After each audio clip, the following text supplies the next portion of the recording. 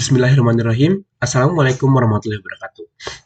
Pertama-tama mari kita panjatkan puji syukur kehadirat Allah SWT karena berkat karunia-Nya, rahmat-Nya, dan hidayah-Nya, saya dapat mempresentasikan tugas rangkuman yang diberikan pada kegiatan pesantren kilat tanggal 13 Agustus 2023, angkatan keempat.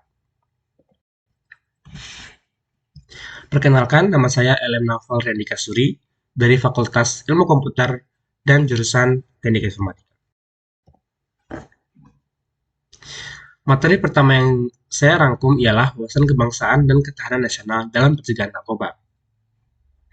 Wawasan kebangsaan adalah cara pandang suatu bangsa dalam rangka mengelola kehidupan berbangsa dan bernegara untuk mencapai tujuan masyarakat yang aman, yang adil, yang makmur, dan yang sejahtera. Narkoba adalah salah satu faktor yang dapat mengancam ketahanan nasional, baik bagi generasi sekarang maupun generasi yang akan datang. Narkoba juga tergolong dari extraordinary organized crime atau kejahatan yang telah mengglobal atau mendunia. Dampak dari penyalahgunaan narkoba ialah dapat merusak generasi penerus bangsa karena tergerogoti zat adiktif penghancur saraf otak. Dan jika hal ini hanya dibiarkan, maka akan terdampak hilangnya suatu generasi bangsa di masa yang akan datang. Kemudian, adanya pentingnya wawasan kebangsaan dan ketahanan nasional dalam berantas narkoba.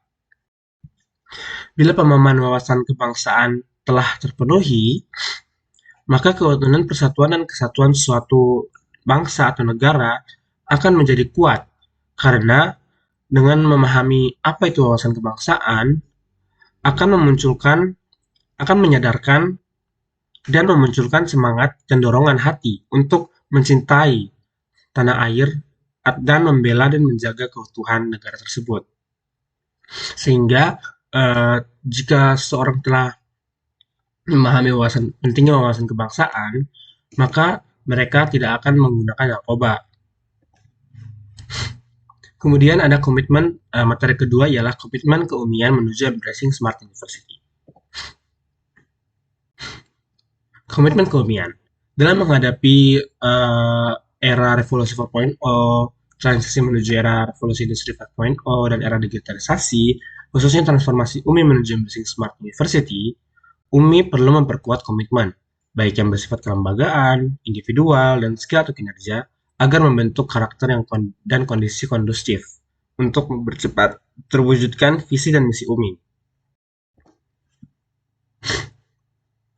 Visi dan misi UMI. Visi UMI ialah mewujudkan Universitas Muslim Indonesia sebagai lembaga pendidikan dan dakwah termasyhur di kelas dunia dengan melahirkan manusia berilmu, beramal ilmiah, dan berakhlakul karimah, serta berdaya saing tinggi. Misi UMI ada dua, yaitu yang pertama, membentuk manusia yang berilmu amaliyah, beramal ilmiah, dan berakhlakul karimah, adaptif, transformatif, dan inovatif. Yang kedua ialah mengembangkan ilmu pengetahuan, teknologi, seni, dan budaya dalam rangka syiar Islam, serta memperjuangkan kepentingan umat secara global sebagai wujud pengabdian kepada Allah SWT. Kemudian berikut ada 6 komitmen kelembagaan. Yang pertama ialah ikhlas dan amanah. Mengabdi dengan ikhlas dan amanah atas dasar keimanan dan ketakwaan sebagai wujud khairah ummah. Yang kedua ialah zikir dan syukur. Selalu berzikir dan bersyukur atas nikmat Allah SWT atas apapun yang diperoleh, kapanpun, dimanapun, dan dalam keadaan apapun. Kemudian yang ketiga ialah prinsip jamaah, yaitu memperkokoh dan memperkuat kebersamaan dengan melakukan pembagian amanah atau kewenangan, power of sharing, yang adil, ihsan, dan bertanggung jawab. Kemudian ada layanan prima, memberikan layanan prima dengan pendekatan akhlakul karimah kepada segenap pemangku kepentingan atau stakeholders UMI tanpa pamrih dengan hanya mengharapkan ridha Allah SWT. Kemudian ada yang kelima, yaitu orientasi mutu. Semua program kegiatan termasuk pembelajaran dan pengajaran berorientasi mutu dengan pendekatan perbaikan mutu secara berkesinambungan atau continuous quality improvement. Berdasarkan keyakinan bahwa Islam adalah sistem kehidupan yang paling bermutu dan unggul. Kemudian yang keenam adalah kemaslahatan umat. Semua program dan kegiatan UMI bermuara pada kemaslahatan umat sebagai rahmatan lil alamiyah, termasuk peningkatan kesejahteraan dan kebahagiaan warga atau keluarga UMI. Kemudian ada materi yang ketiga yaitu strategi perguruan tinggi dalam mempersiapkan sumber daya manusia berkarakter menuju Smart University.